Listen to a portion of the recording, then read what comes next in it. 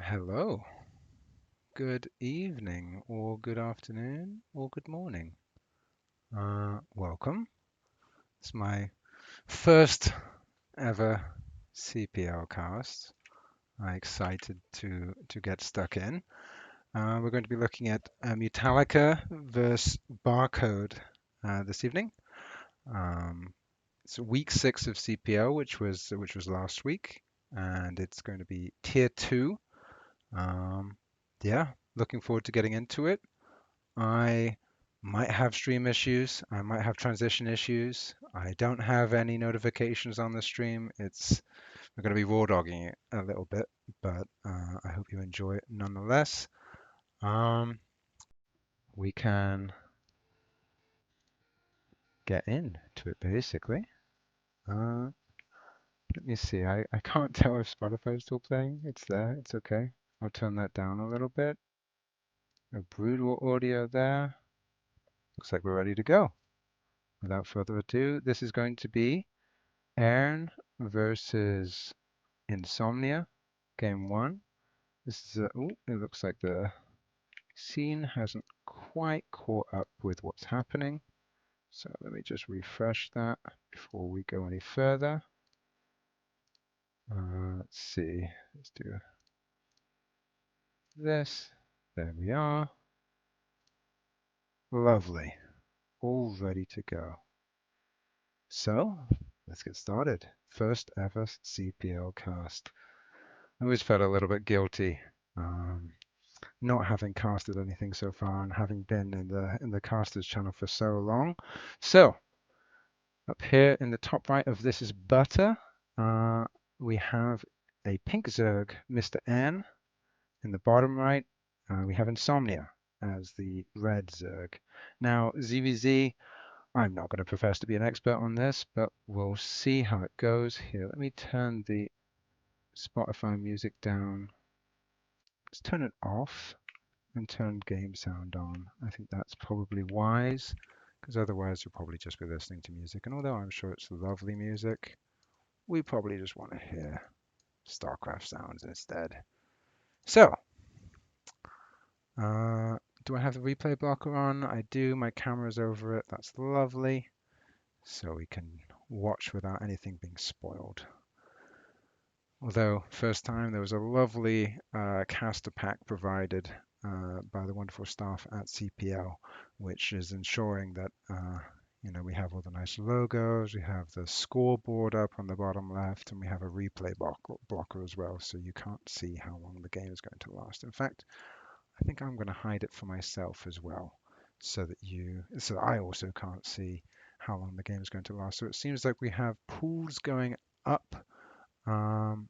Roughly the same time we have up here, we can see, so Insomnia has started a gas a little bit before N.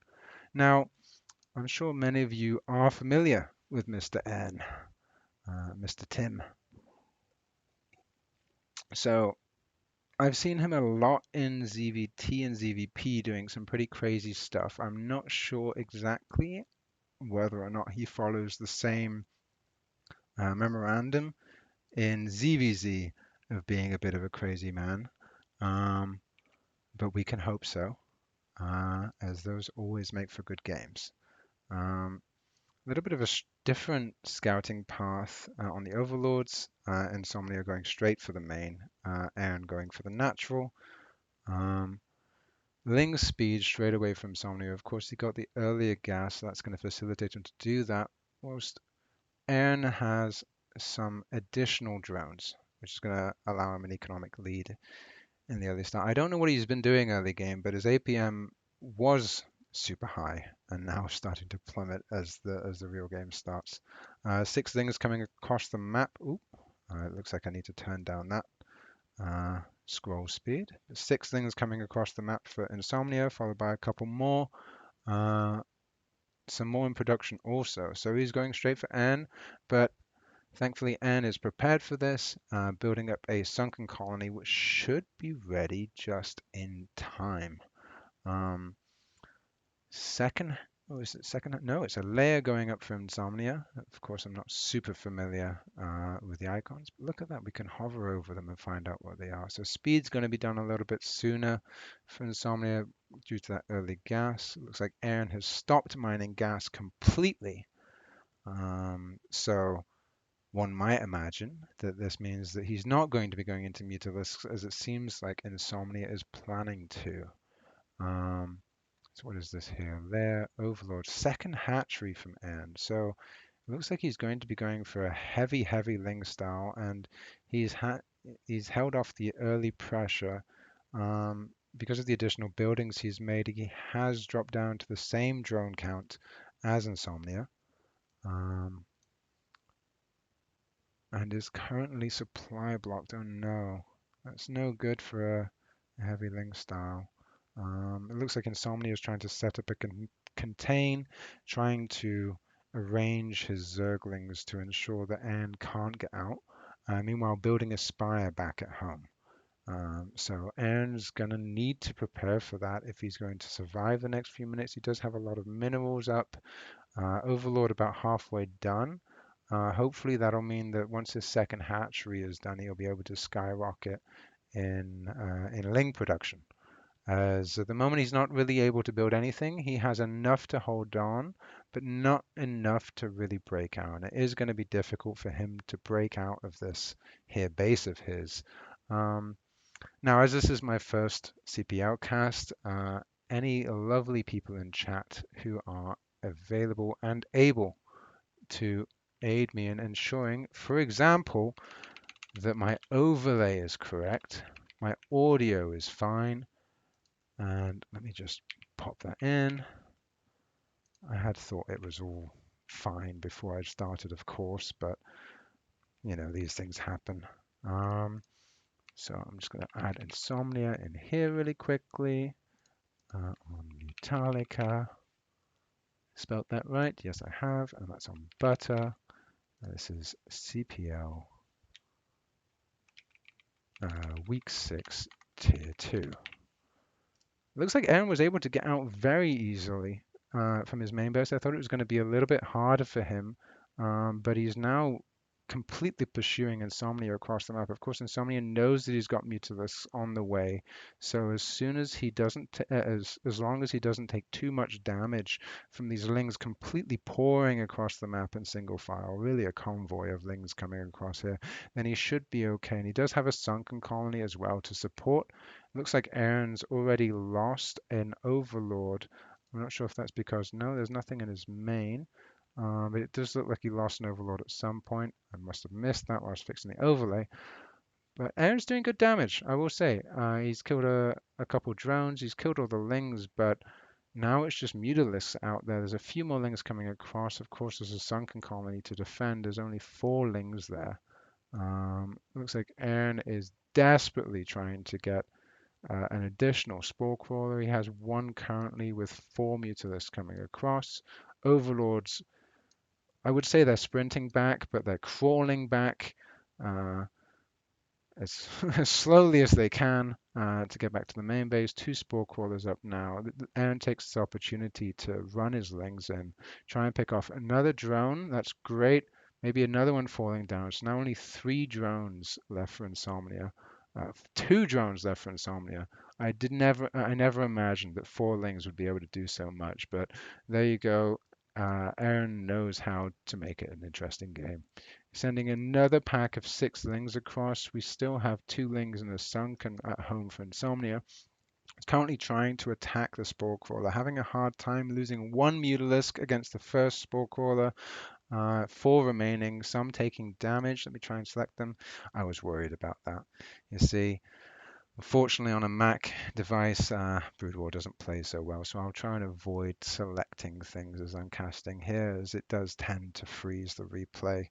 We'll hopefully have that sorted out in a month or so when I finally get myself with a Windows device. So we have now interestingly, 2 Scourge with 5 Mutalisk. Now, of course, there aren't any Mutas for N, who is attacking again the drones of Insomnia, taking another one down, leaving only one left. So Insomnia looks to be in a bad spot. He has the air dominance, but Airn has been able to defend it with three spore crawlers, and he has 5 drones to 1. Of course, 5 drones doesn't sound like very much, but 5 is many times more than 1, and it's just jumped up to 10.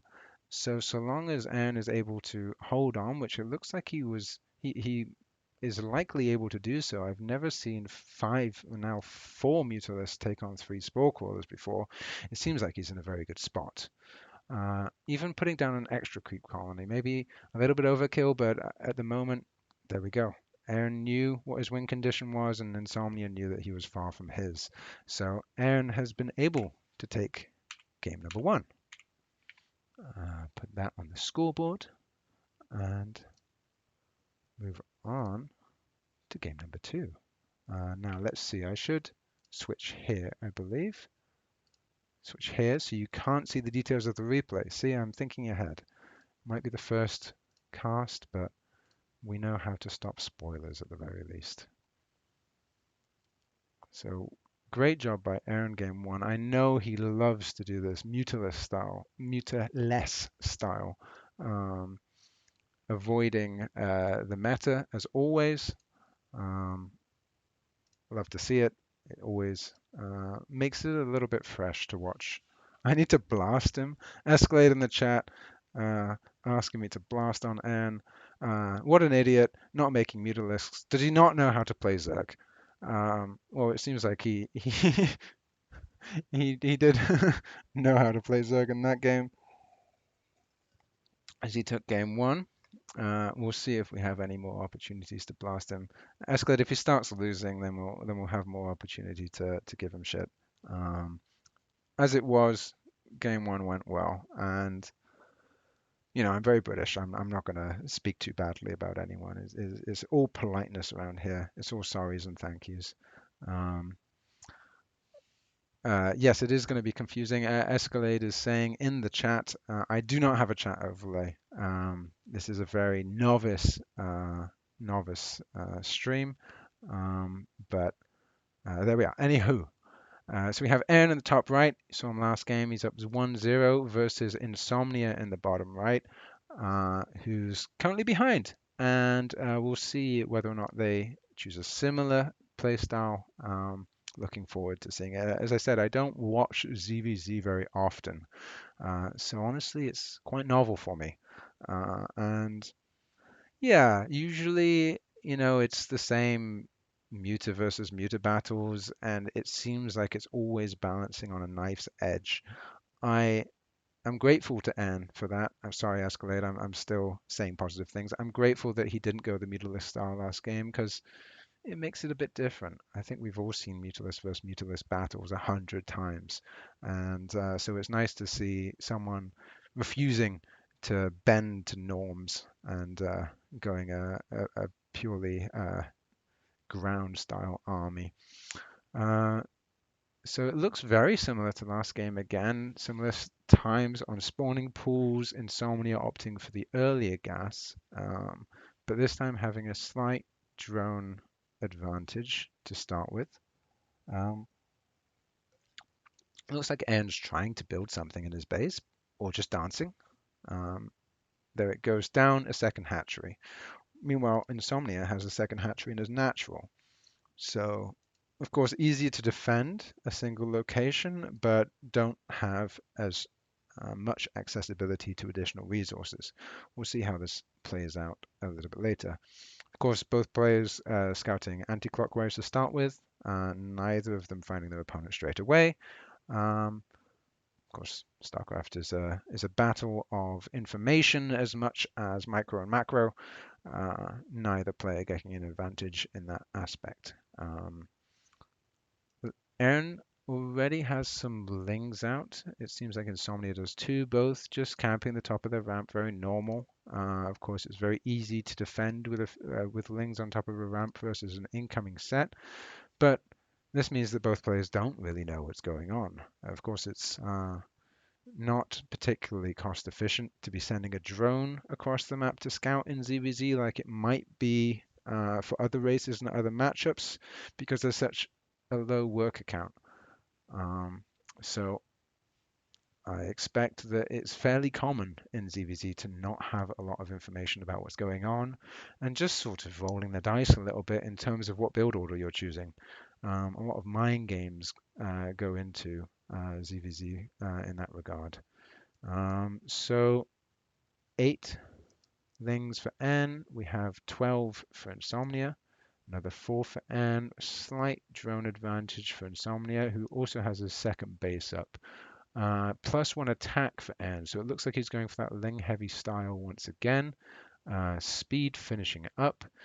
Insomnia, whilst he's been mining gas, he hasn't spent any of it yet. So I see his lair is on the way. So it looks like it's going to be somewhat of a rematch in terms of strategies, other than the aspect that Insomnia has already taken a natural expansion. Now, this might enable him to hold on a little bit better versus the onslaught of Lings that come across his way.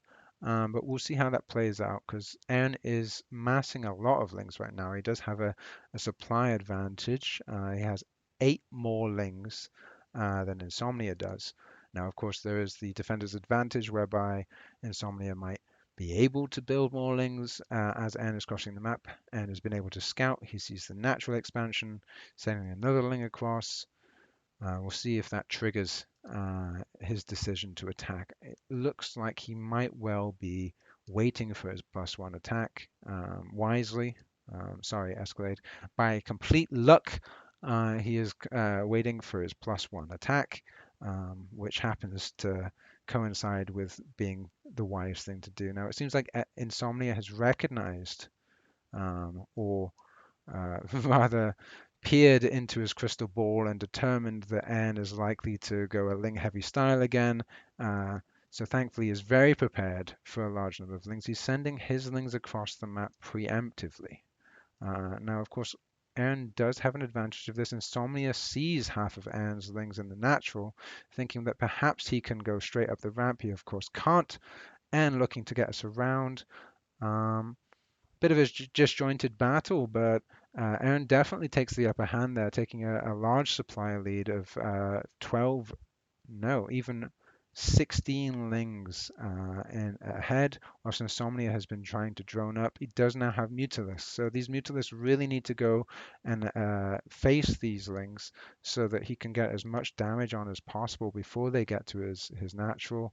Insomnia scrambling to try and get as many Lings out as possible in preparation for this battle that's going to be commencing, as Airn is once again streaming a huge amount of Lings across the map. Now, I know that Protoss get a lot of slack sometimes. I myself am a Protoss player.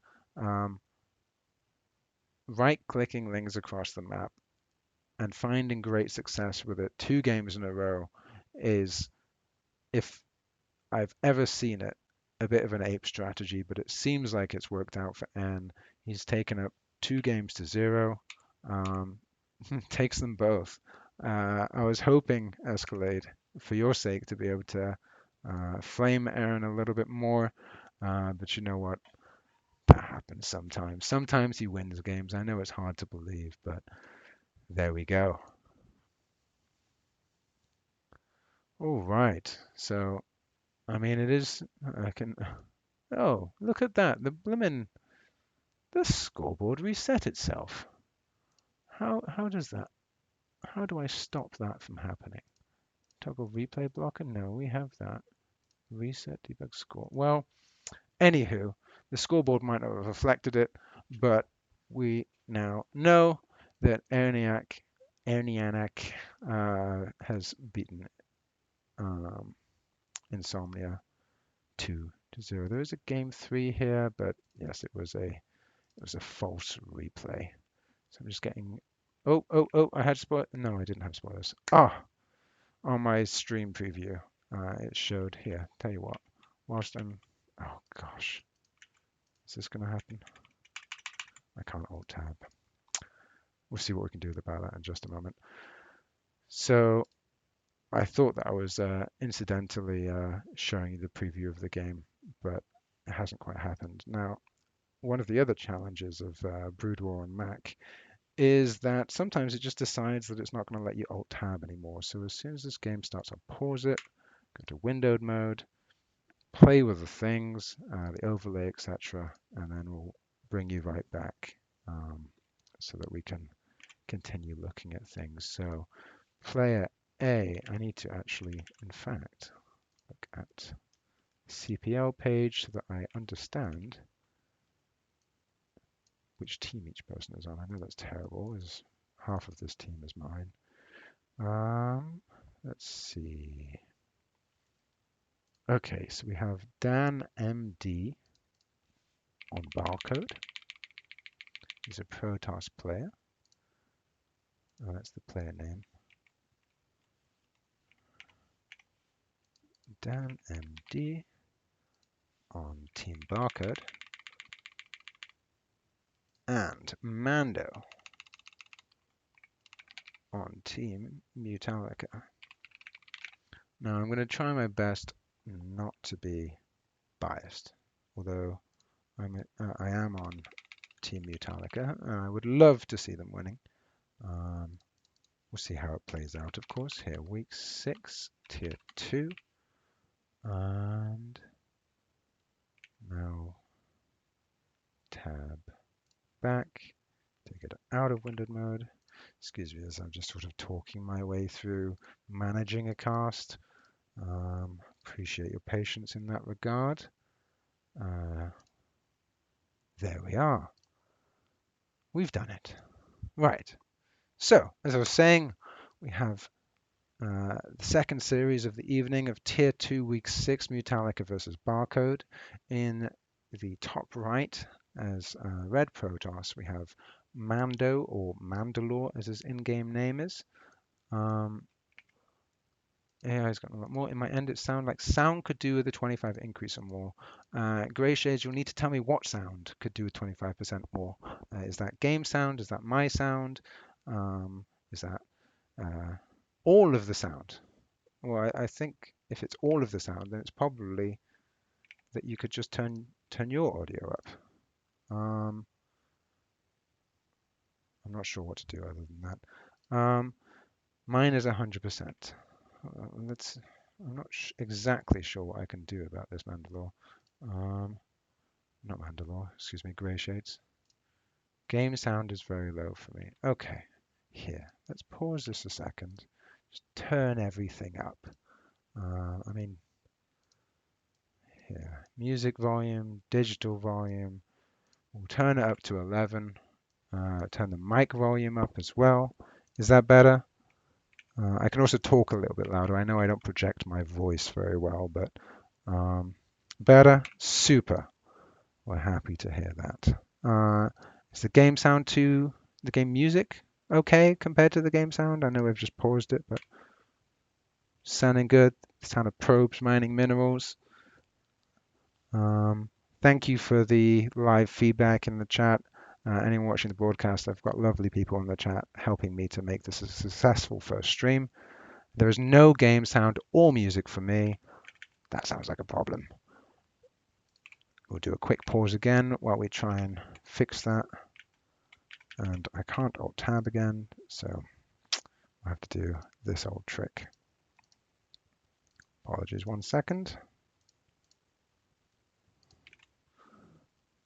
No game sound or audio. Let's do this real quick whilst I fix things.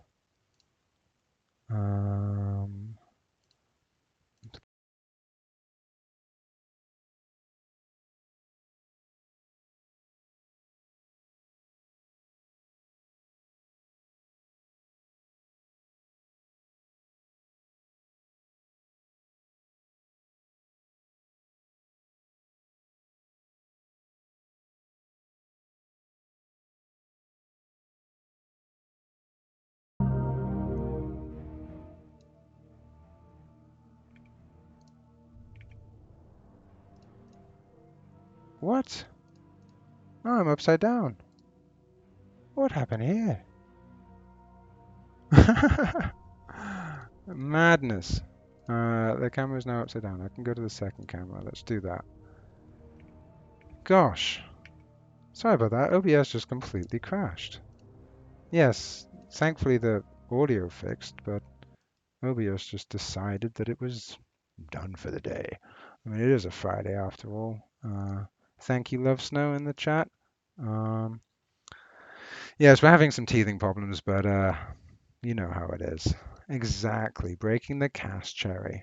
So let's see if we can transition back and retain audio.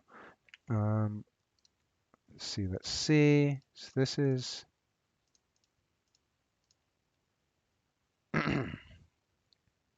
seems like it doesn't like it when I. Oh dear. No, this isn't working at all.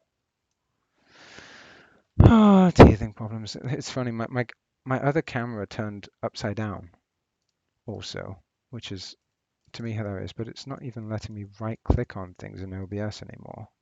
No pop-ups, no anything, which is a little bit annoying because I want to be able to change things. I'm going to restart OBS. I'm going to be back in just a second. Please stay with me. Thank you again for your patience with these first cast teething issues. 1 second, BRB. It's restarted. Looks like we have audio. Let's hope for the best. Thank you for staying with me whilst all this is going on. I really need to get myself a Windows. Mac doesn't play nicely. So, let's get back into the game, shall we? So we currently have the side. It looks like my camera is now not upside down anymore. Screen top. Oh, I'm very confused. This one? There we are. Here we go. Oh! Oh! I don't know how people do this for a living. Very difficult. Makes me wish I had a stream deck. And not that I think that would help anything at this point. All right, should we just survey what's happened? I won't restart the replay. We can at least catch back up with where we were. So, in the bottom right-hand corner, we have DanMD, who is playing for Barcode, Team Barcode. Seems like the scoreboard has broken. I'll just update that super quickly. So we have Mando as Protoss on Team Mutallica. This is a product of restarting the stream. DanMD as Protoss for Barcode. This is 0-0, so this is the first game of the series. You haven't lost too much. We are week 6-2. We're getting there, we're getting there. Alrighty, I think we're almost ready to start the game again. So, yes, DanMD for Barcode, bottom right. Mando, red Protoss for Mutallica, top right. Both starting with a 10 gate, so no funny 2-gate business, at least so far. Mando might, no. Looks like we're both going for a gateway into a gas. Indeed, someone in the chat says, anywho, I agree. Anywho, moving swiftly onwards, let's continue with the series. So DanMD's slightly earlier gas. We'll see if that has any consequence going forwards. It looks like that has led to Mando starting with a Zealot, whilst DanMD is going straight into a Dragoon. Now it is a 2-player map, so DanMD has been able to scout immediately. Both players now have been able to scout immediately, so he does see this Zealot coming. Of course, the Zealot doesn't particularly get any damage on the probe, as it is a particularly slippery probe. Oh, I spoke too soon. Just a single hit. Nothing to nothing to worry about. Cybercore, just finished that DanMD, Pylon, Dragoon. Nice and tight so far. These are this is tier 2. I'm not exactly sure what MMR these players are, but so far so good on both sides. Dragoon range starting up for both players at around the same time. Mandalore getting very eager with his supply count, making sure that he is certainly not going to get supply capped anytime soon. And this is going to be fairly important as he is proxying a second gateway. So as the pressure builds up with him on the side of aggression, even 2 proxy gateways. So as he builds up this aggression, he's really going to be sure he's not going to get supply blocked whilst all that's going on. Oh, sneaky. So the DanMD has his Dragoon out on the map. This allows Mandalore or Mando to sneak back in with his probe and see exactly what's going on, running past the second Dragoon, having a little scout about it. He sees the Cybercore. I would like to see, there he goes. He sees the Robo Bay as well. So if I'm in Mando's shoes right now, I'm feeling pretty good. I can see exactly the tech that's happening. I've got my proxy 2 gate coming up to 3 gates overall already. He seems to have cut probes a little bit, which is fine. Perhaps in favor of getting those other 2 gateways up earlier, running across to start putting damage down on this first Dragoon of DanMD.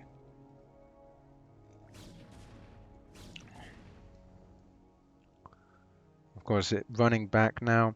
There's a Zealot coming out of the proxy gate. Is the first thing. Now, DanMD needs to be really careful. I hope that he's starting to recognize the danger that he's in with 2 Zealots coming across the map. That can only mean that there is another gateway somewhere. He has currently 3 Dragoons out versus the 2 Zealots and 3 Dragoons of Mando. Great job pulling the probes. This was a completely necessary move to try and swing the battle, but unfortunately there was enough damage put onto the early Dragoons that it swung a little bit in Mando's favor. The probes doing the best they can, but quickly dropping. Now 13 probes on Dan's side to 18 on Mando, down now 11 for Mando. That Robo isn't doing anything. You might be able to build observers, but they're only going to watch your base get destroyed at this point. 4 Dragoons in Dan's base. It looks like it's getting to the point of being over. And Dan seems to agree with me. GG from Dan. Mando going up in the series 1-0. Let's see if I can find that scoreboard. And oh, look, it didn't reset. Wonderful. So that was 1-0 in Mando's favor, leading the series. Ooh. I need to transition, avoid the spoilers. Wonderful. It's almost like it's a professional cast. Imagine that. We'll be going into game 2 in just a moment, which is going to be on Deja Vu. I'll update the scoreboard once again and just reflect that we'll be on Deja Vu. There we are. And I wasn't talking shit on you. I was being super positive. The only thing I said was that you're an idiot. But, you know, it was prompted. Escalade was begging for it. You know how he is. He can't stomach a cast unless there's some flame against. But well done, you're 2-0 against Insomnia. I enjoyed very much that you didn't build Mutalisks. It seems like you kind of destroyed that series. So good job.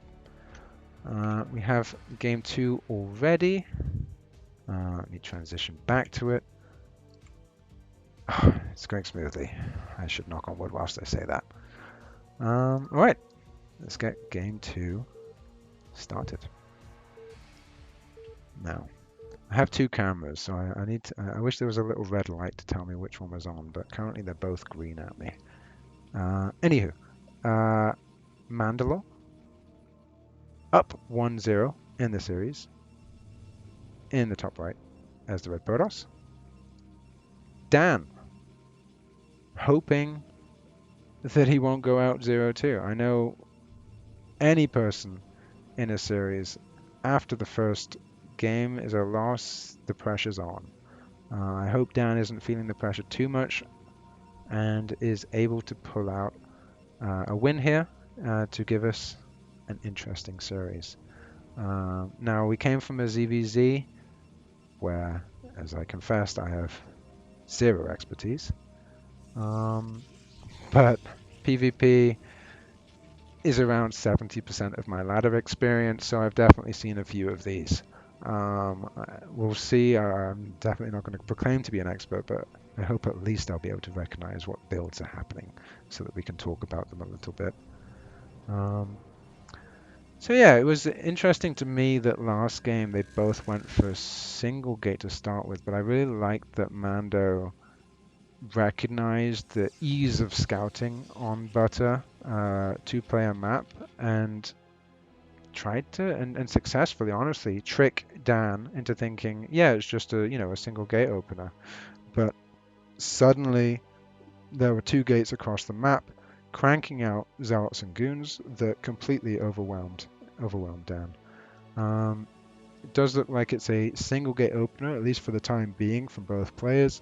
Both having their gas at roughly the same time. Looks like Mando got it on 11, Dan got it on 12. But potatoes, one gate gas from both players. Both scouting naturally to close positions first, and should both be able to get to the opponent's base before a zealot is out or anything like that. It looks like we are going core before any zealots. Both players not particularly worried about proxy gates. Both mirroring each other for the time being. Mando's pylon a little bit faster. This is an important pylon as it does enable the Dragoon to come out as quickly as possible.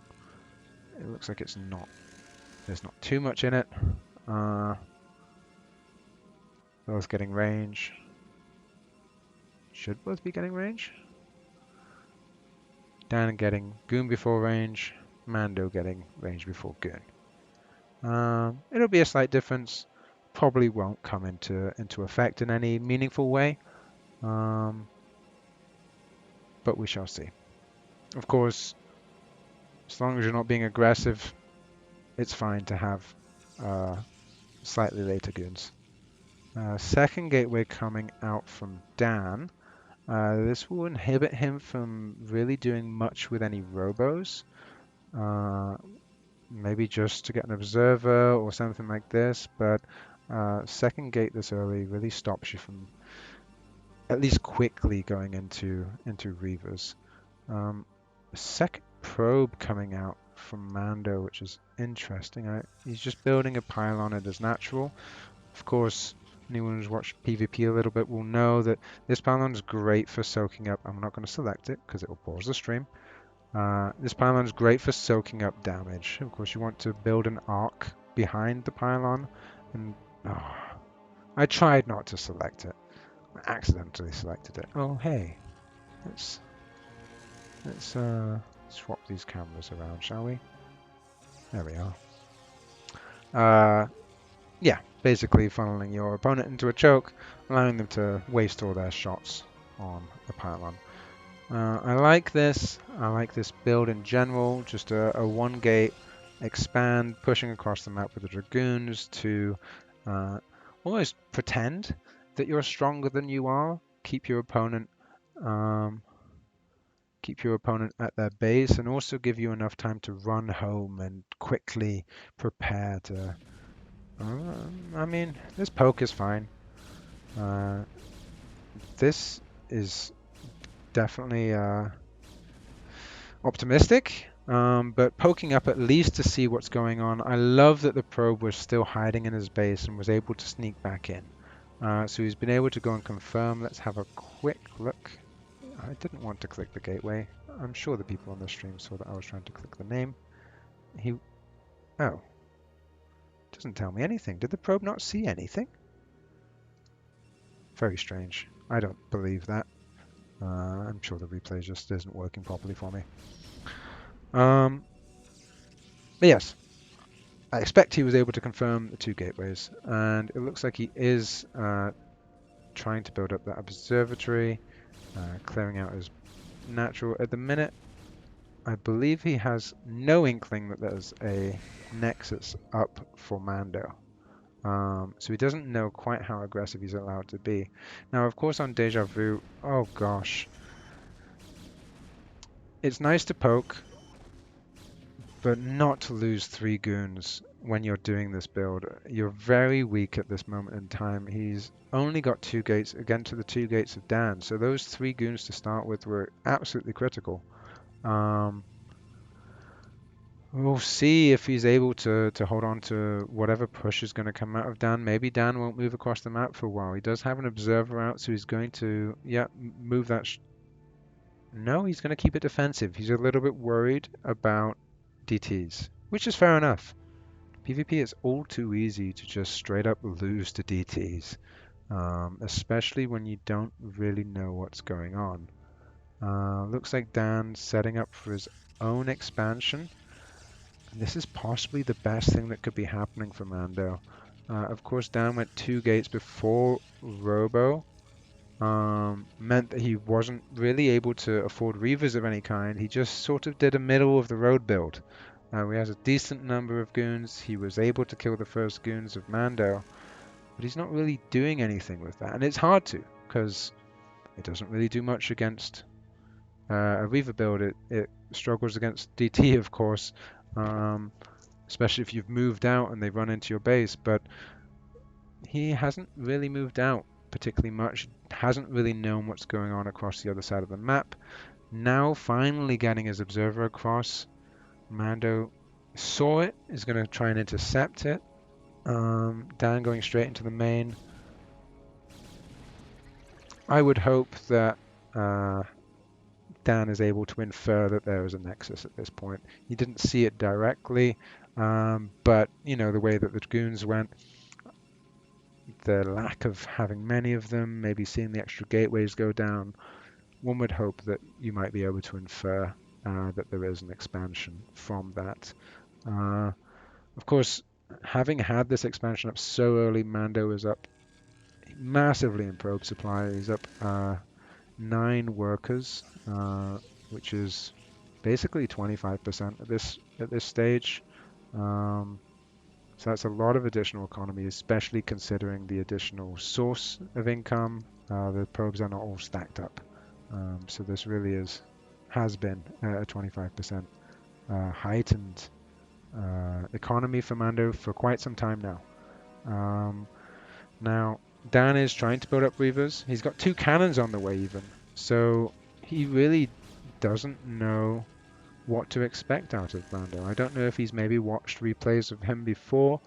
Seems to be expecting drops of some kind, or at least is just, in general, has PTSD against DTs jumping into his base and killing everything. Of course, DTs can kill a single cannon. You do need 2 to hold off DTs. Reavers obviously don't really care about cannons. They will just shoot them down or come in and fly out. Now, Dan is pairing up that addition of static defense with a move out. I'm not sure if he may have lost his window of opportunity. Of course, Mando is slightly out of position, question mark, in that half of his goons are on his third. Now, this is likely just to snipe any potential Reavers coming in. Dan should have been waiting for a Reaver. He had a shuttle, but I can't find it anymore. There it is. I think he's just got 1 Reaver in there. +1 weapons is going to be getting done for Mando. It looks like he's going 2 Forge Zealot legs. Around 14 goons. A cannon going up at the 3rd before any nexus. Don't mind it. But a substantial supply lead. well, not that substantial, but somewhat of a supply lead for Mando. I'm really worried about his goons being so far out, and now Dan has taken this high ground above his natural in third. This is a super powerful. Oh, I clicked a unit. Oh dear.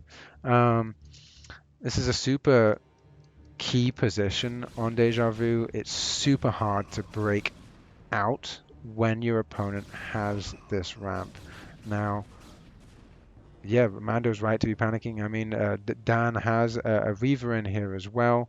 Mando's halfway through trying to get Templar Archives tech, but that's not going to help anything in this moment. And he does come from behind, gets to snipe the Reaver. That's fantastic. That's exactly what he needed. I'm still not sure if he's going to have enough, particularly with his high ground. Dan doing a great job. Mando slightly taking a little bit of high ground here. It looks like it's 6 goons to 8. We should be having some coming out of gateways, but at the moment it's just 6 zealots being built. Of course, they do have leg speed, so they will be able to chase down goons. The cannon in the natural doing a bit of work as well. It looks like Mando is going to have plenty to hold this off, leaving himself with a really nice 6 probe lead. Quickly going to look back and see what Dan is doing at home. He's got the later +1 happening. It looks like Mando might even be going for +2 weapons already. It's going to pause things, but yes, I wanted to confirm he already has +1 weapons, so he's really pumping into those upgrades early on in this game. Even following up now with 2 Dark Templar. Now he knows that Dan has had observers, but he was able to snipe 2 of them in the last battle, even pushing forwards with Zealots now, doing a lot of damage without any Reavers in play. Zealots are making a huge difference in this battle. Only 4 goons, but Zealots soaking up so much damage that he's able to push forward with this small force, and in the meantime take a third behind it, which is perfect. I mean, what better way to take an expansion than whilst you have your opponent pinned at their base? Looks like Mando going up to more gateways, 8 gateways now. He has his Templar Archives. He has +1 attack, 2-1 coming along the way. Dan is still trying to crank out some Reavers. I believe he has 1 at the moment. Oh, it seems like it's gone into this shuttle. Mando was able to spot it, so he should know it's coming. He's getting into position already. I'm not sure if Dan is aware that an observer spotted that shuttle, but so long as Mando's on top of things, it shouldn't do too much damage. We'll keep an eye on it, however. It does have speed, so it will be able to move around a little bit, trying to find an entry. Oh, he's shooting at the goons. Don't. Oh. So painful. Losing the shuttle, just getting a single shot off the Reaver onto goons. Really not the shot he wanted. Was really hoping to get a big juicy hit on those probes to bring him back a little bit. As things stand, Mando has the army supply lead. He has the worker supply lead, and with that Reaver dying, I would hazard to say he has the tech lead as well. He's almost finished on Storm. He's going to have a really fearsome army also camping the high ground above the space between the natural and third for Dan. Dan is really not in a good spot right now. We'll see, however. I mean, Mando's half of his units are not at this position, so he could easily get overwhelmed if Dan attacks before the rest of these units link up. Of course, Storm is coming in as well. Looks like Dan is building a shuttle to try and complement that Reaver. Dan waiting until possibly the worst moment to attack up this ramp. He's not going to be able to push through here, especially with his DT causing damage. Unfortunately, the Observer's slightly out of range, so it's getting free reign, even getting sniped off by Mando's goons. Doing his best. It looks like Mando's going to be able to at least maintain this high ground, and in best case for him, even push straight through into the natural. Reinforcements showing up, swing the tide of this engagement. Fleeing goons bursting into blue goo. Reaver finally shows up to the battle, but it might be a little bit late. Oh, storm straight on that. Reavers don't like bad weather. Blowing up very quickly, and it's looking like a victory for Mando at this point. Completely occupying the natural of Dan. Well fought by Dan. He had some great opportunities there. A little bit of mistiming on when he was attacking, possibly because of a lack of knowledge around what Mando was doing. But overall, a really nice and tight build from Mando led him to victory there. That was a 2-1 victory for Mando. Very well done, but well played by both players. Let me see if I can find my score screen. Where did it go? Has it gone? Did the scoreboard? Oh, I hit it. It was me. And it's also resets itself. Okay. It's fine. We're on to the next series anyway. So it's not so important that that was all messed up. Let's see. You probably want to be looking at... Oh... This camera? Yes. At least for the moment. So, we've gone through 2 series. First series, Airn versus Insomnia. Airn taking it 2-0. Second series, Mando versus DanMD. Mando taking it 2-0. So for Tier 2 of Mutallica and versus Barcode, it's all coming down to the last series. I'm just opening that up now. It's going to be FuzzyBranch versus Mega. So let's see. Mega will be playing for Mutallica. Wait, let me make sure I'm not going to spoil anything. Wonderful. Switch back to the scene. Update the scoreboard. We're getting there. We're getting there. So, is it FuzzyBranch? Oh, I wish I'd checked properly. We'll get there. FuzzyBranch is Terran for Barcode.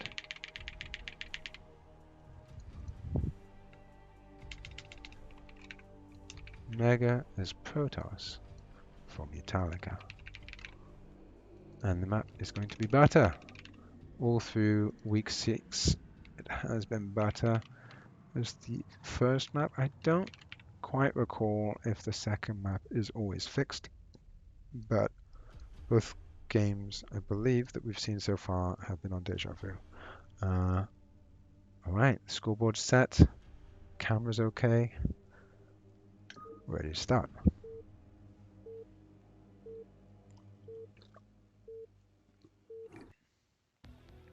Alright, Terran theme. Haven't heard this in a while. In the top right, as the steel, cobalt, colored Terran, we have FuzzyBranch playing for Team Barcode. In the bottom right, it's our hero Protoss. Protoss is always the heroes in my eyes. We have Mega playing for Mutallica. This is the, at least for Tier 2, this is a tiebreaker series.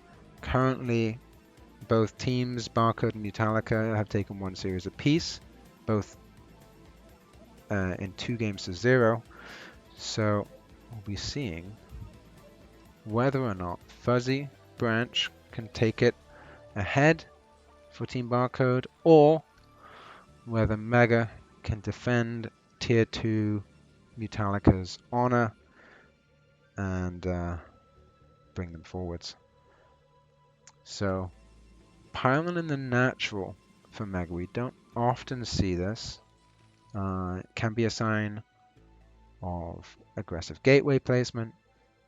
It looks like it's most likely that as he's sending the probe back out. It could also have been a 12 next. It would have been a bit weird. but it looks like he's going for the aggressive gateway placement. Of course, Butter being a two-player map, he would be a fool not to try and steal FuzzyBranch's gas. One of the easiest ways to completely throw off around 70% of Terran's builds. Of course, any Terran who has played enough games will have learned to accommodate for gas steals. It looks like Mega with a probe after gateway wasn't there in time to steal FuzzyBranch's gas, which is a shame. But perhaps it's all going to plan for Mega. Personally, I feel that gas steal is kind of always something you should do. Why not? But you know, sometimes a Terran might be so prepared for you to steal that gas that not stealing the gas is more confusing for them. But there we go, Zealot going across the map, SCV Scout arriving, seeing the timing, so we can see that there's a second pylon. If he's clicked on the cyber, he will see that the second pylon has come well in advance of the core being even started, so that should tell him that there's two Zealots coming across the map.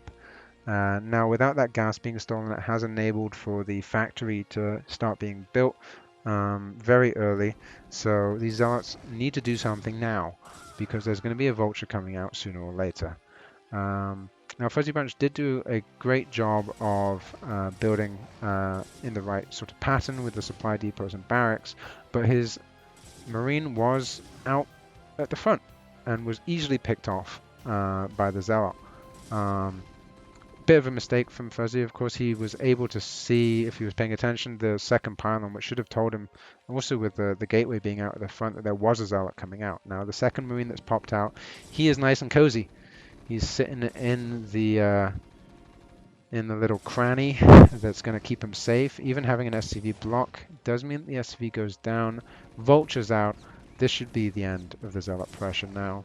Mega did do, I feel enough damage. He's killed 3 Marines, I believe, and an SCV. More Zealots coming across still. Okay, a Dragoon's coming across now. This Zealot hasn't got much hope of doing anything more. 2 Vultures out now.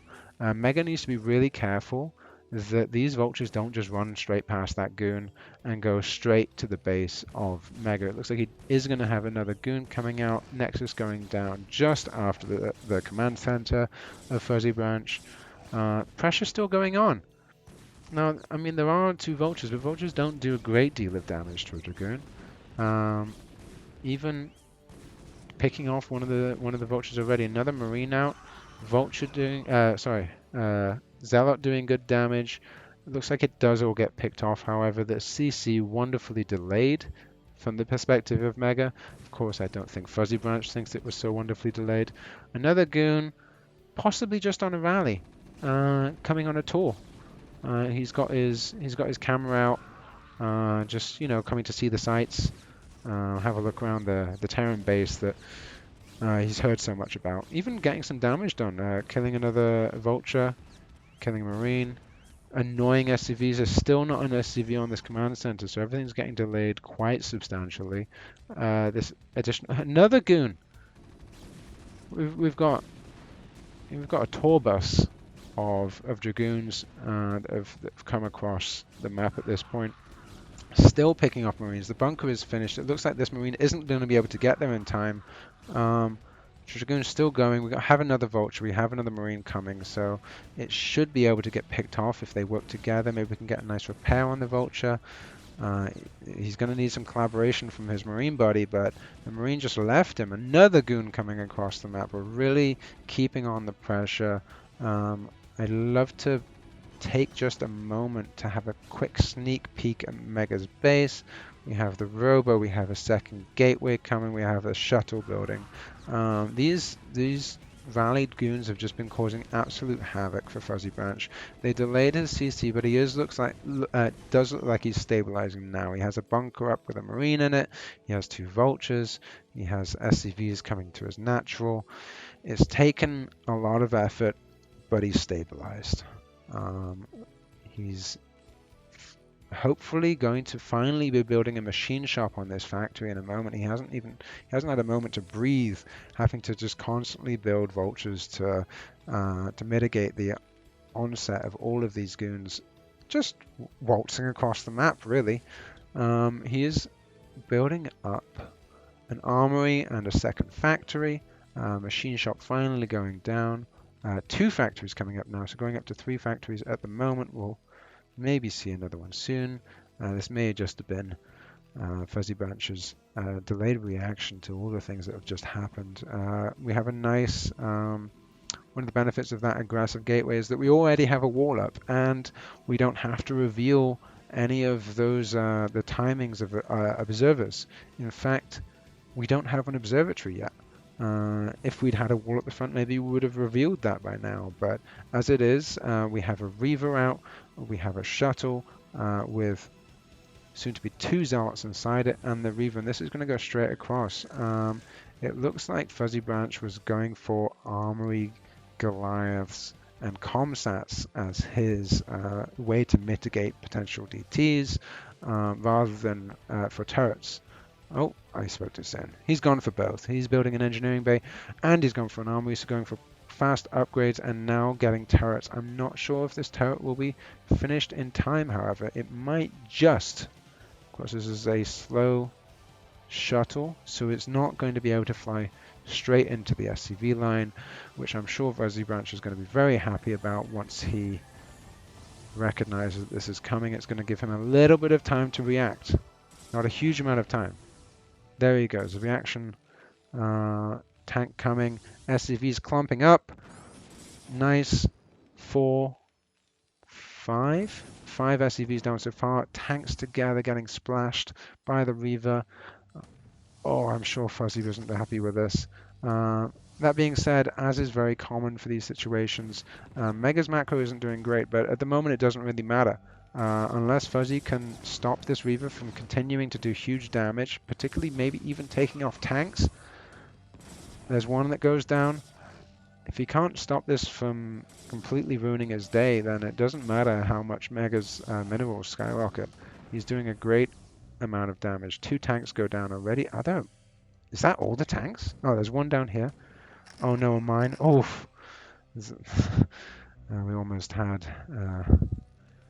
a beautiful trader mine. Classic moment. You've just done some wonderful Reaver micro. You've just really annoyed a Terran. You come back to your base. You want to. You realize your money. You're like, okay, I need to throw down some gateways. Possibly, yes, throwing down a 3rd Nexus as well. I love that this Vulture's already here. Going to get a bit of payback to Mega for all of the pain that he just inflicted. Goons coming across, of course, they want to clear out that mine, but do we have an observer? Oh, we do have an observer. It came out a little bit late, but that was fine, of course. We got lots of damage from the Reaver. He's trying to do the Beastly micro. Is he able to do so on the second one? I don't know if he knows the second one is here, but there is an observer nearby, so he should be fine. He hasn't yet sent another probe out. Some probes are waiting to mine gas. FuzzyBranch, what's up, my dude? You've got +1 weapons for your vehicles. You've got the 3 factories trying to build out a good tank for second gas coming. We've got some turrets now stabilized, but has the damage already been too much? It would seem not. Although Mega was able to kill a lot of SCVs, he perhaps didn't keep up with his probe production. Even now, which has really allowed FuzzyBranch to come back in the game despite all of that Reaver damage at the beginning. So whilst Fuzzy might not be feeling good about the early game of, the pressure with the Zealots and the Goons and the Reaver and all of the things that happened there, he's not in that bad of a spot. So, yes, while you can feel really good for killing 5 SCVs and 2 tanks with your Reaver drop. It doesn't matter if you're not mining your gas, if you're not building your probes, if your third Nexus is delayed, and it is very delayed. This should ideally be coming up at 7 minutes, and it's been postponed.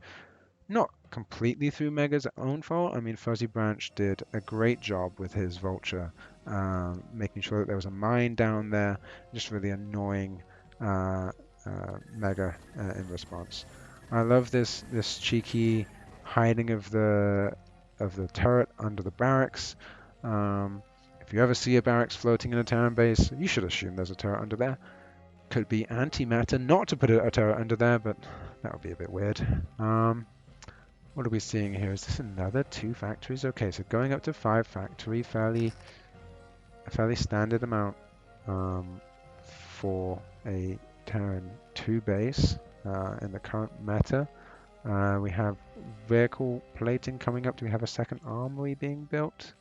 Not yet, but really just getting into the macro now. Mega moving across the map. He does have a good sizable force of goons. Of course, he's not going to break anything by doing that, but he can happily camp outside the Terran base and really be ready for any sort of push out. FuzzyBranch's growth has really been stunted by the early game. Of course, he does now have his factories up, so his tank count should be able to jump up. Now, this is a significant amount of goons. This is what, like 17 or so goons sat outside. There's a chance that FuzzyBranch could move out slightly, but I don't think he's going to get very far across the map, especially now that speed lots are on the way. We have a Templar Archives also being built from Mega, so he's going to be looking to follow this up. Probably with Storm, given that a Stargate hasn't started yet, +1 weapons, finishing up for Mega also. FuzzyBranch really just looking to make his mark a little bit on his map and not get completely contained. Mega taking the opportunity though to fly back in. Is this another Reaver? 2 turrets. Do they snipe it? They do. But the Reaver gets out on top of a tank which isn't able to respond. Has Fuzzy recognized this Reaver? Finally recognizes the Reaver, takes out 3, 4. Let's see how many more. Nice juicy scarab if it hits, but it might not. Yeah, it does. Another. Okay. 2 more. 3. Okay, 6 or 7 SCVs go down. A little bit unfortunate pathing with the scarab. Happens often. It's really preferable. Oh, we are running in with the zealots. Hold the thought. Not doing very much. Getting some great mine drags. All going down, killing, what was it, 3 tanks? Still a sizable Protoss force out here. Vultures scrambling to get some mines down to buffer for this army of tanks, which is fairly exposed. It goes reasonably deep, half of them not in siege mode, but now that we're only on goons, that's not going to fare well for the Protoss. You really need that Zealot force to soak up tank shots. And we're still going a little bit back and forth. These goons are going to get wiped out though if they stay in the area for too much longer. Puddle of blue goo. So it was a nice idea. I think Mega overstayed his welcome a little bit. You should never really, unless you're like really comfortable with a good arc, you should never really be fighting only goons against tanks. But the intention was there, really slowing down FuzzyBranch from taking a third, which is a super important thing to do, of course. FuzzyBranch was incredibly bold with his CC placement, putting it outside of his natural, but he was able to back up that boldness with the might of the Terran arc-light cannons. Mega now with a greatly diminished force, only on 6, coming up to 8 gateways versus the 6 factories of Terran. Going up against 6 factories, you certainly need at least 8 gateways, and hopefully some supporting tech as well. Looks like he's building both DTs and Storm at the moment. Hopefully DTs can disrupt the third from going down, or at least I'm sure That's what Mega will be hoping for. Looks like FuzzyBranch is already getting the starport with a control tower and the science facilities on the way. So DTs aren't going to be particularly relevant for too much longer, other than for denying bases. They will not be able to join the main force or stop any pushes from coming out. Love this little vulture move out from FuzzyBranch. This is one of the most annoying things for a Protoss to deal with. It's just a small number of vultures just going around, seeing what's up, adding mines in places where you wouldn't expect. Just being a pest, really, as vultures often are.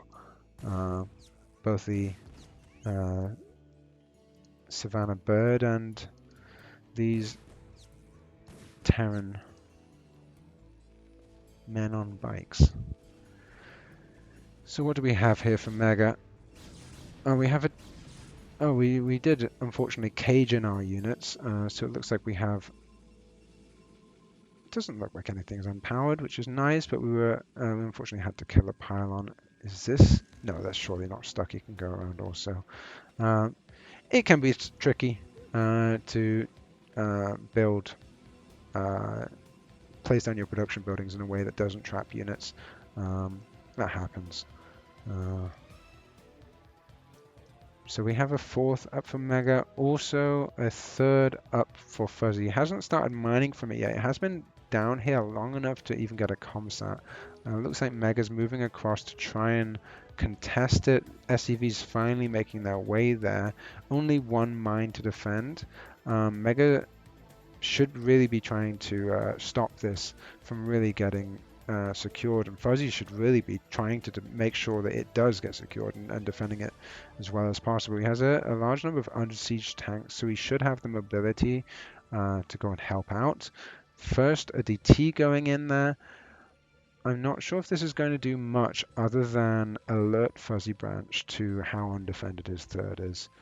Currently, I mean, he's just dancing, so not doing much. Now, telling FuzzyBranch, oh, you should move your army over here before I get over there. Only goons at the front. Ooh, shuttles not doing too much because all these tanks are unsieged. So all the units that drop out just getting really blasted by a barrage of unsieged tanks. Well, you know, I said that DT wasn't going to do very much, but it seems like in the midst of everything, he's gotten 11 kills. So I'll take that back. I was wrong. Mr. DT did a great job. He's even wailing on the CC now. I hope FuzzyBranch recognizes before that CC goes down. Of course, it can lift off and save itself, but there's a battle going on, and why would you look away from this huge battle with all these sparkling storms and things blowing up to save your CC, which is moments away from death? Mega pushing in. His attack isn't going so well, but if you're able to kill that CC, which this DT was able to, who cares about the fight? Great work by that DT. Of course, there's a science vessel out now, so DTs aren't going to save you anymore. But Mega really needs to focus his energy on building up an army again, as if Fuzzy moves across the map, he could be in trouble. And I feel like that might be Fuzzy's only remaining option now after losing that third base. His economy in shambles, SCV count completely wiped out from that single DT. And yeah, how is Mega preparing for this inevitable push? How is FuzzyBranch preparing for this inevitable push? Not a lot. I guess he's building some Goliaths to mix in there. There were a couple shuttles earlier. I don't think there are any shuttles now. What else is going down from Mega? 2 Stargates. Okay. I understand. Wishing to get ready for a later game. At this point, however, he's so far ahead. I feel like just more gateways, more storms. After having crippled the economy of FuzzyBranch by destroying that third, can just focus on his bread and butter, on having enough gateway units with Storm and not trying to invest into more tech and just defending what should be coming across the map. Now Fuzzy is biding his time, trying to gather his forces, find his control groups, maybe build up a few more vultures to support as well.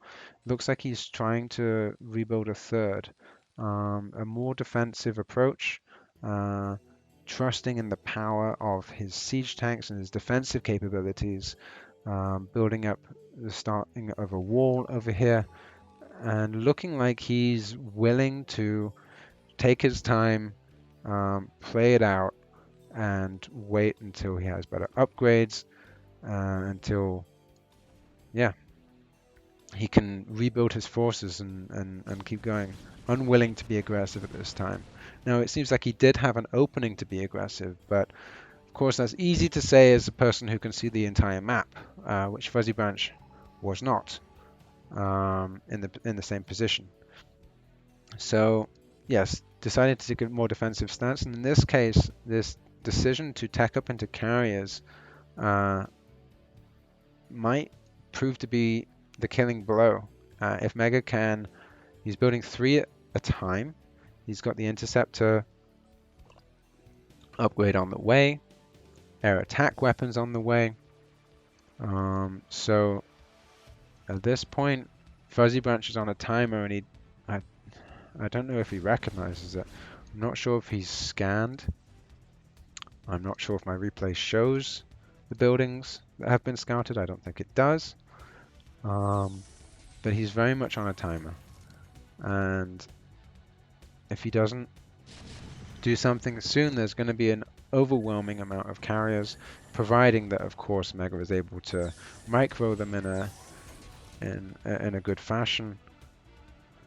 To be fair, also, this map, I mean, there are cliffs and places where carriers can be very effective, but there are also places where they might not be so effective. So we'll see how it plays out. It looks like he should be able to just fly over to this third base and really just wipe it out without being contested too much. We'll see how FuzzyBranch responds when he becomes aware. It looks like he's getting EMP, so you might even be considering that an Arbiter's on the way. Looks like he's unsieging. Is he going to move across the map? We have a good amount of storms now. Carriers starting to build up in number. 3 done. Another 3 on the way? Question mark? Is it not on here? I don't know if this is bugged, but I see these blinking. So I would assume there's another 3 on the way. Starting to move out. I'm not sure if this push is a bit too late. I mean, losing a base is as good a sign of any that you need to do something, and especially after Mega sacrificed so many units to push across and do that damage and distract from the DT attacking the third base. Mega even trying to take one of Fuzzy's bases right now on his side of the map. Carriers going into that third base. This can only invoke a sinking feeling when you're halfway across the map and carriers arrive at your third. Like, oh god, what am I going to do about this? There's not enough Goliaths to really make much of an impact. There's no minerals in the natural ore main, so this is the last mining base. You have to defend this or go and kill the person, but with carriers, unless you have enough Goliaths ready, it doesn't matter if you go and kill 2 or 3 bases. If there's still carriers, then you're unless you have an answer for them, you're not going to do much. So it looks like he's starting to build up a Goliath force, building 6 at a time. Only 3 carriers here for the time being, so there's a chance he can save this base. A lot of SCVs going down. There are some still in the natural, however. We could maybe lift one of these command centers over to the side. But it's not looking good for Fuzzy. He is taking this moment to push across the map and try and avoid the clash with the carriers altogether, and try and do some counter damage to Mega and punish him for making this game of CPL so painful. He does lose the CC on the third base, which is going to be devastating, is devastating to the economy and to Fuzzy's chances in this game. He is camped outside the natural, however, and on a map like Butter, this is super powerful. Now he has a wonderful tank force. Doesn't have any Goliaths there, however, and as these 3 additional, gosh, there's going to be 6 carriers in Mega's base. As these come out, then, I mean, I wish they could sometimes, but tanks can't shoot up. So whilst they're doing a wonderful job of containing Mega for the time being, this contain is going to be short-lived. A small dance party of tanks and Goliaths moving around the place, splitting up, trying to consolidate and take stock and really start trying to shut down some of these additional bases that Mega has set up. But here come those carriers. Really just going to clear out this contain. Starting to move forward with some of the goons and other units. Really doesn't need to be honest. Could just let these carriers do their job. Looks like Fuzzy is doing a good job of starting to shut down some of the base. I'm not sure if he's going to get this base on the left-hand side. Trying to do some long-distance mining, but at the minute, minerals are really dried up. The supply count is down to 65 for Fuzzy against 158. And it seems like Fuzzy has recognized the dire situation that this game has gotten to and taps out. GG by both. I empathize very much with FuzzyBranch that game. I can only imagine how frustrating the early game was with Zealots and Dragoons followed by Reavers, and it, I'm sure, wasn't a pleasant gaming experience, but I really hope the next game that we'll be showing can have more star alignment for him. So let me switch scene here so I don't spoil anything whilst I find the next replay. Yeah, it's time to drink. I don't think red wine is good for casting. I'm enjoying it, but not for so much talking non-stop. It's a little bit of a... dries out the throat a little bit, especially this... I think this is a Malbec or a Pinotage or something, and it's pretty dry wine, so I'm going to supplement it with some water. Alright, getting ready for game 2. Let's see. 1.2 mega. Transition the scene. Change the map. Oh, it said it was on retro last game. Semi-professional. Not quite professional. Alright. Quick scene. Starting up into game number 2.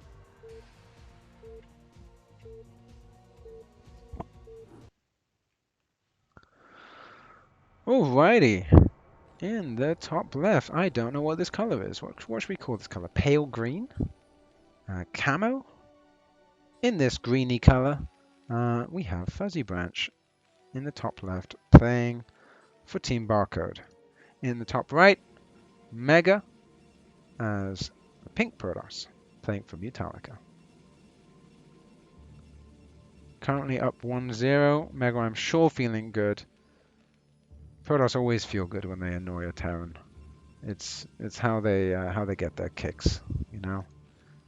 Anything you can do that feels like it would be annoying, just as a Protoss, gives you so much joy against Terran, because it can also be incredibly frustrating to play against Terrans, especially around that 10:30, 11-minute mark when they move across with their parade of tanks and nothing seems to kill them. So as much annoyance and mischief as you can get up to in the early game really makes you feel good.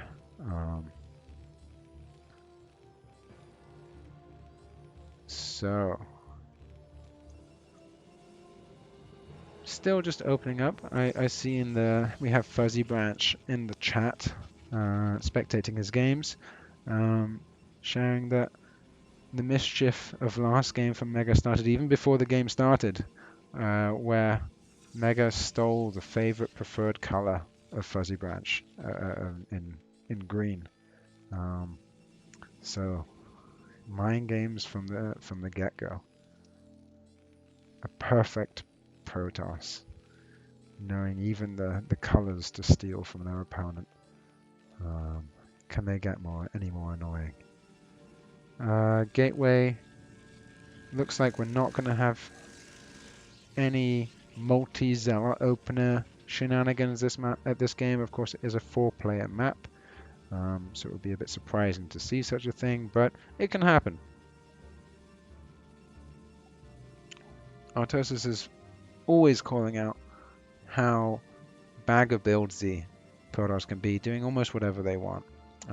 But at least for the time being, Mega following a fairly standard path, getting his Cyber, getting a second pylon, no Zealot, no early pressure. Looks like he's foregoing the aggressive style he had in the first game, perhaps hoping to have scared FuzzyBranch into a more defensive style for game 2, whilst himself just looking like he's getting ready.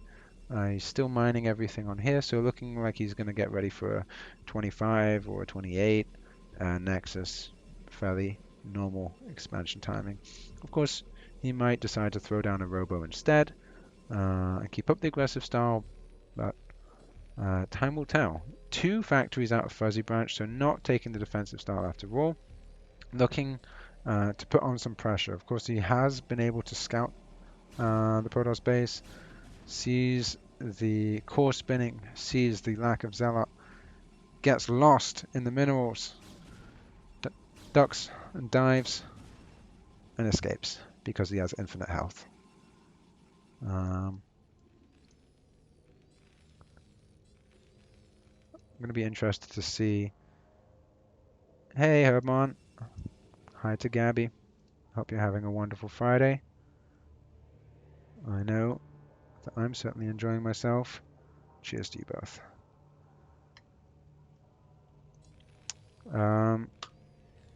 Back to the game, we have the bunker going up for FuzzyBranch. Looks like there's no intention of building a CC. I think Mega was able to see that, even with just his probe. I mean, he might want to confirm that with his Dragoon in just a moment, but this is that classic Terran sneaky play of pretending you're expanding, whilst in fact getting ready for an all-out push. First tank coming out, range on the way.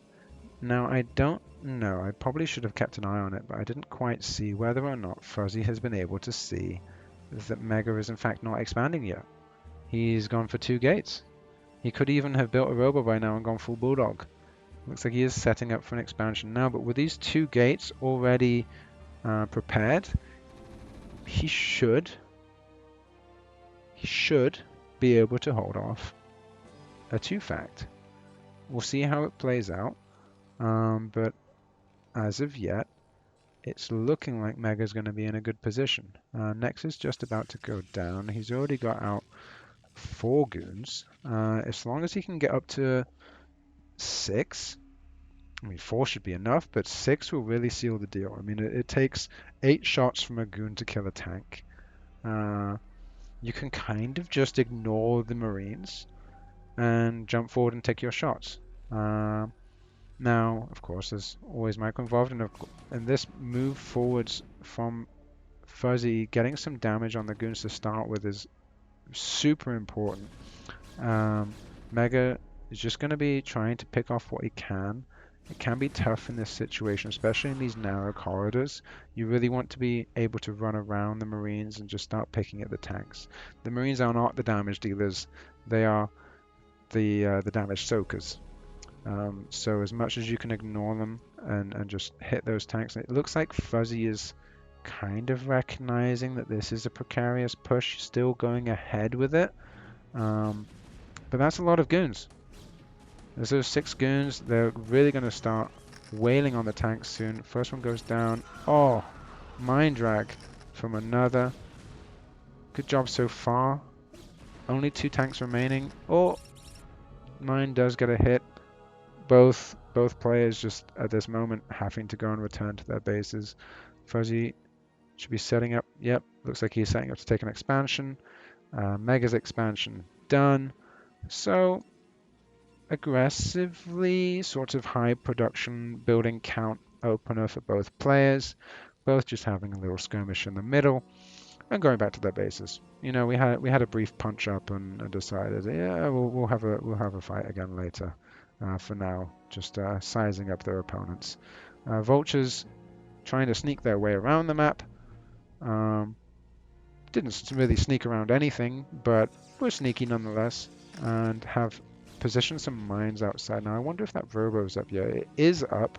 Observer coming out soon. I'd love to see, yep, Fuzzy going around and popping some mines down on the other bases around the map.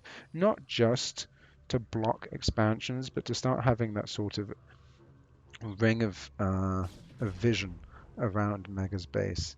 Mega has shown in the last game that he can be a bit of a crafty man with his Reavers and generally aggressive play styles. So it can be nice just to have a good feel of what's going on around the map by having mines around the place. When mines scout shuttles flying across, it's such a wonderfully free thing. In this case, it seems like that Vulture doesn't have any additional mines at its disposal. First observer getting to Fuzzy's base. No turrets just yet. I don't like this move forward. I think that perhaps Mega was focused on these Dragoons at his third base, and the Dragoons outside Fuzzy's natural just kind of got dragged in. That can happen very easily, but it cost him six goons for, I'm pretty sure it was nothing. So that's good for Fuzzy. Of course, his SCV count is a lot lower than Mega's right now, as Mega had a much faster Nexus after going 2-gate versus Fuzzy's 2-factory. So Fuzzy's going to be forced into either, you know, pulling himself all together for one big push, or a slower, more defensive game once again. It is building up that armory, he's getting his turrets in place. But I mean, at this point, you can only focus on building SCVs, getting your production going, and building things up. Now, Mega's feeling very comfortable. Although he did lose 4 goons, he's feeling comfortable enough to get his third already. Looks like he's already clearing out the map as well with other goons, making sure that Fuzzy isn't able to keep an eye on his 4th timing, which he's going for even now. So, yes, third a bit late. Very normal against a 2-factor, have it slightly late, but going for a 4th this early is bold. Very bold. It would be great if Fuzzy still had vultures out on the map. Unfortunately, he doesn't anymore, so he's not going to be able to get a good read on this additional base going down, which is going to leave him open and vulnerable to Mega taking a big lead, unless something happens in the short term. Now, Mega does have a good sizable amount of Dragoons. Fuzzy still focusing on his economy, still building up everything that he needs. His SCV count is getting a bit healthier, still a little bit behind, but not too behind. But as soon as this 4th kicks in, it's Mega is poised to start running away with the game. So we'll see how things progress. We have, what is this, a starport coming up, potentially for a drop. I know that sometimes the walls on third bases on this map can enable that drops can be very effective, but I believe these 2 cannons cover everything behind the mineral line, so drops shouldn't be able to do too much here, especially also that there isn't a full wall. I would feel that vultures just running in would do better. But we'll see what he decides to do there. Maybe he just wants to get science vessels out early. I mean, there's only 2 factories at this stage, but there's not that much of an economy to do very much else. So he's teching up, preparing for a longer game. Second armory coming up +1 attack on vehicles almost finished. Even range on the Goliaths getting started and coming forwards. Now, I'm not a Terran player. I'm not sure if that's a little bit early. It is, of course, very useful against shuttles, but it does also look that Mega has got a Stargate already, so it seems that that range on the Goliaths will come into play and will be beneficial. But if it's at the cost of an extra expansion or an extra factory at this stage, although it will be useful against an Arbiter, coming eventually, it's, yeah, I mean, Fuzzy needs to take some risks. He needs to do something. He needs to either try and take some economical risks, take an extra CC, or take an aggressive risk and have placed down factories earlier. As it is, he's playing a little bit middle of the road, recognizing that he has to slow things down, but when you are forced to slow things down, you still have to take some risks. And we haven't seen that so far. It's been Mega actually that's been taking more and more risks, taking the 4th base. It looks like he was trying to get an Arbiter Tribunal, but his Templar Archives wasn't quite down in time, so that got a little bit delayed. So he's probably going to be able to have a stasis out by about 15 minutes or so. Recall out by about 15:30. Gosh, it's difficult to keep talking for so long. My throat is getting rather dry. But there we go. The tribulations of commentating on wonderful CPL games. Oh, woe me. So, taking a little bit of stock of things, Mega, as expected with his 4th base, 5th base coming up as well. Mine, so tragic, slightly misplaced to not be able to deny that 5th from coming up, but that means he should be able to see it happening. Oh, that did pause things. S6 as well, so greedy. So greedy. Mega, you greedy boy. But, you know, once your first gamble, your first greedy gamble has paid off, taking this 4th early, you can kind of just run away with your greed. He's already 2 bases up. Why not 3? Why not 4? I mean, he has the additional economy to do so. Of course, adding additional bases like this does leave his army a little bit open to being overwhelmed. You should never underestimate the power of Terran siege tanks. And by Jove, can they be powerful. So he does have a fairly paltry army outside the front here. There's another squad outside of his natural.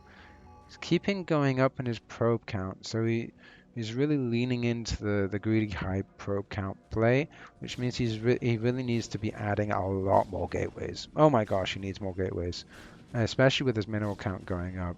So with these 4 bases, I would think he should be on at least 10 gates. We have, what, 5, going up to 6 factories. I don't know how long Fuzzy's going to be able to support 6 factories as his main starts mining out shortly. I wonder if he has another CC. He doesn't yet, so it's all going to be going into this one push with a 2-1 timing to try and completely barrage through. And honestly, with the greed that Mega's showing, it could work.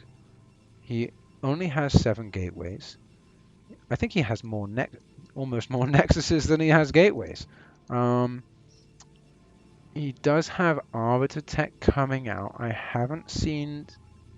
Maybe it's already been researched. I don't know if he has stasis. He might do already, but it looks like he's just trying to take the whole map, and that's all well and good. But you need to have an answer for this Terran force coming up. So he's 200 supply now against 144 of Terran, and that might seem good, but tanks can more than make up for that supply difference. Now, unless he has a lot of gateways to resupply his army quickly, then if Fuzzy wipes out his first force fast enough, then Mega might not have the opportunity to replenish his army. He does have arbiters, but that the invisibility doesn't matter so much if there are these science vessels here. Didn't get to see if he has the MP. I will assume he has the MP. Kaidaran Amulet coming up. Vultures. More gateways. Stasis coming up now. So there's no tech on this Arbiter. I think he's only just realized it. So it does have invisibility, but there's a science vessel, so it's not going to count for much. Of course, it's going to stop the back line. He really needs to keep that science vessel alive. Great job so far from FuzzyBranch. Just starting to push forward. He's getting up onto his high ground, which is super important. And is going to be able to start putting pressure on Mega. Mega, with his forces kind of split, has some gateways down the bottom right. This is fantastic. This means that if he gets stuck into his main at any point, then he can still keep putting out units on the map, maybe even deny a third base from going up here, which is going to become a very immediate problem for FuzzyBranch very soon. Not preempting the challenges that he'll be facing as when his main base mines up in a few moments. However, moving across the map, of course, it takes a lot of attention, a lot of effort to move a Terran army out. Starting to move there, getting caught between two forces. This back set of tanks not siege, getting stasis. This front set of tanks doing a good job, but getting cut off. So this was a good engagement from Mega. He lost a good chunk, but he also dealt a good amount of damage to the force that was coming in, really cutting it in two and stopping. I mean, that's exactly what you want to do. You want to bite off chunks of the Terran army and keep biting off chunks and shaving off corners until there's not a lot, as much left. And this force started looking pretty spooky, pretty scary, and now it's just 10 tanks pretty much, 12 tanks without vulture support, without the ability for reinforcements to link up because there is this intermediary force blocking the way. A recall being researched. We have at least we have a science vessel, but I mean these zealots could, yeah, all it takes is zealots. When you only got tanks, a few zealots can really ruin your day. Really happy that the Goliath was able to pick off the Arbiter. It seems like the intermediary force did not choose to stay on the high ground and decided to try and push into the natural. I think that was a bit of an overzealous move. All he needed to do was stop reinforcements from catching up, or otherwise just come and surround this force to really seal the deal for himself. Of course, Mega already has most of the map. You can really see that lack of high gateway count coming into effect here, as he has 7,000 minerals and he's not able to spend his money fast enough and replenish that army. Still only at 140 supply, but that will soon go up.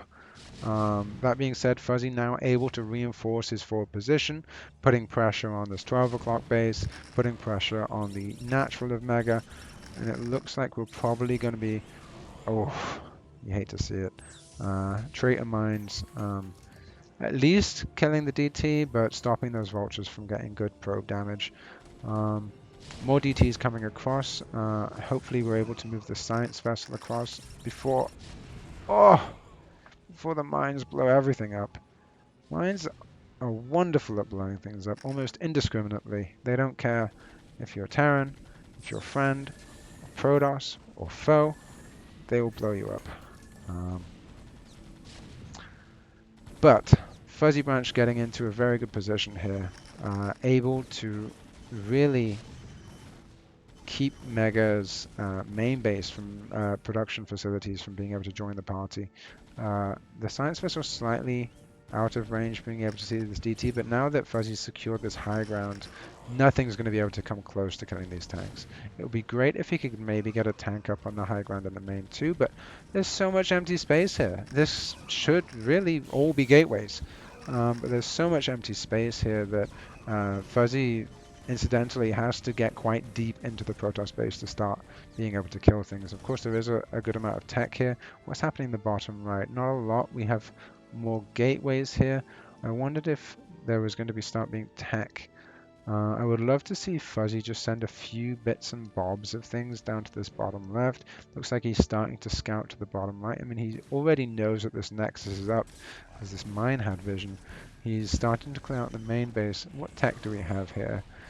We have a good amount of tech, basically everything. Mega would be prudent to...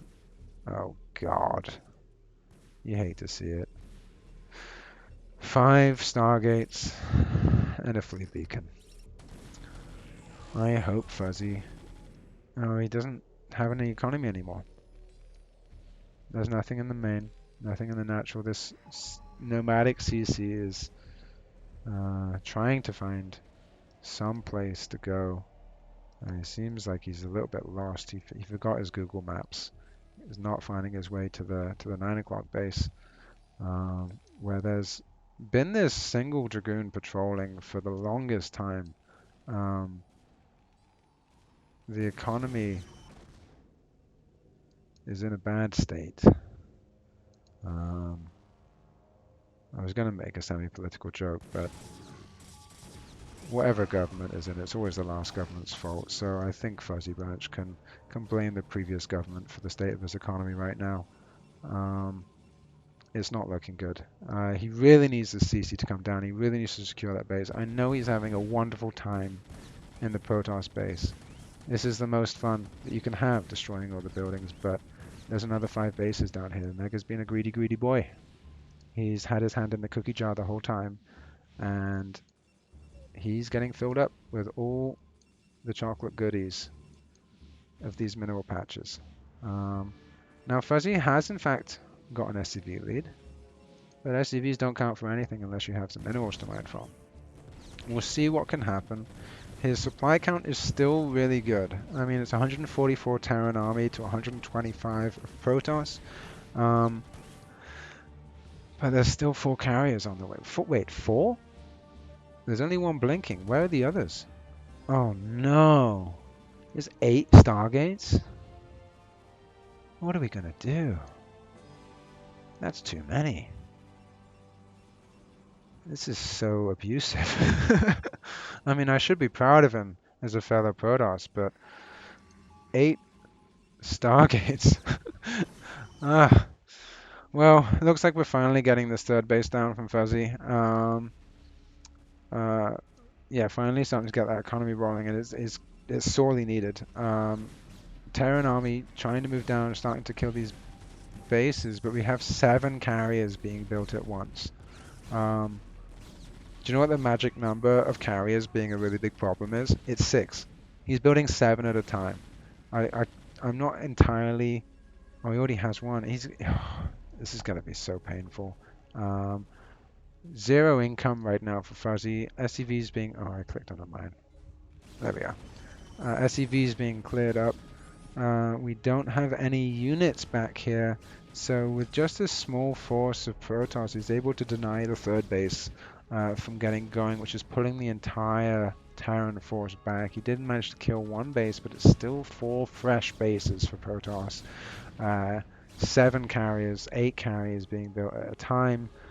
All of them coming together. He even has arbiters with them.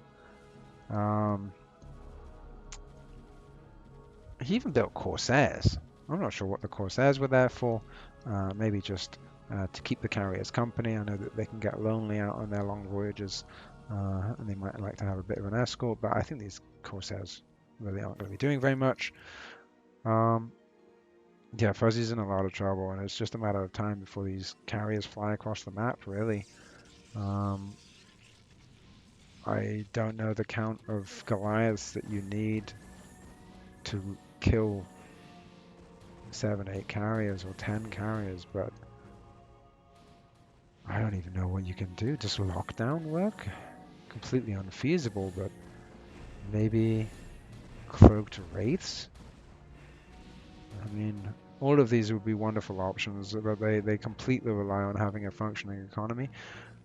Looks like there's been a sort of ceasefire over here as the Dragoons decided not at all to attack the SCVs. They were just, you know, civilians doing their duty of mining some minerals. They do get cleared up finally, but the carriers are almost on the other side of the map.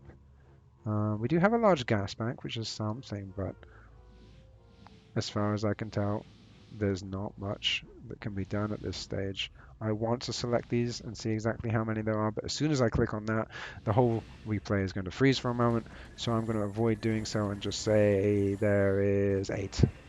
8 carriers here, another 2 coming across the map. I mean, he's taking the time to target down the gas. This is what you want to do.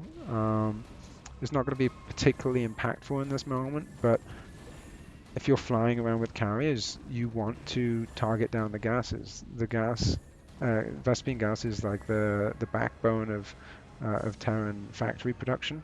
Wait, did the goons kill the CC? No. Okay, at least the carriers are moving back.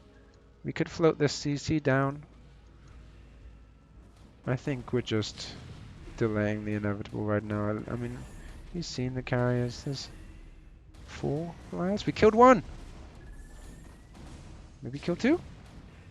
No, they're over the cliff now. We can't see them. You know, not going down out without a fight. At least getting some vengeance, some pre-vengeance before tapping out, killing off as much as he can in this bottom left. Still 2 bases there. Some long distance mining. Can maybe build a few Goliaths, recognizing the situation, tapping out. Good game by both. It's a tough one. Again, just like the build orders didn't super match up at the beginning. There's nothing worse than 2-facting into a 2 getting Protoss. There's not a lot of joy there, but nonetheless I enjoyed it. I hope you enjoyed it too. This has been my first ever CPL cast, so thank you for joining me. The final scores there. My scoreboard completely reset itself again. I'm not sure what I can do about those. I'm just going to pretend that didn't happen and transition back here. So, yes, we watched Week 6 Tier 2 of Mutallica versus Barcode. For the Tier 2 games, we had Airn versus Insomnia. Airn took that 2-0 in a ZVZ. Then we had... Oh gosh, I shouldn't be doing this to myself. We had DanMD versus Mando, which is won by Mando 2-0. In the final series, we've had FuzzyBranch versus Mega, another PvP. Mega was able... No, sorry, TVP. Fuzzy, of course, being the Terran that we just watched. Mega taking that 2-0. So I'm not going to spoil the entire score of Week 6 for Mutallica and Barcode, but from what we saw of Tier 2, Mutallica was able to win out against Barcode 2-1 on the series. Thank you all for joining. I'm going to take us over to Mr. Lovesnow, who I believe, well, let's see actually. I believe Lovesnow will be casting some CPL shortly. Yes, so I'll take us over to Lovesnow. If you've enjoyed this and you'd like to encourage me to cast again, please do follow. Thank you for the follows that have happened over the last 2 hours that I've completely ignored. Again, first time doing this, so it's a bit, yes, a bit novice, but yes, thank you, Jeff. Thank you, Fridgerator. Thank you, Grey Shades. Thank you, Love Snow. Thank you, HQYZ. Thank you, ERobSC. And thank you, Jackie Nuts, who has just followed. All for joining and being here to enjoy this cast. Now, I'm going to take us over to Mr. Love Snow, who I'm sure you all know. He's currently playing a TVZ, and it looks like he needs our support. So let's head over there. Yes, have a wonderful evening. I hope you've enjoyed the stream. See you again soon. Bye-bye.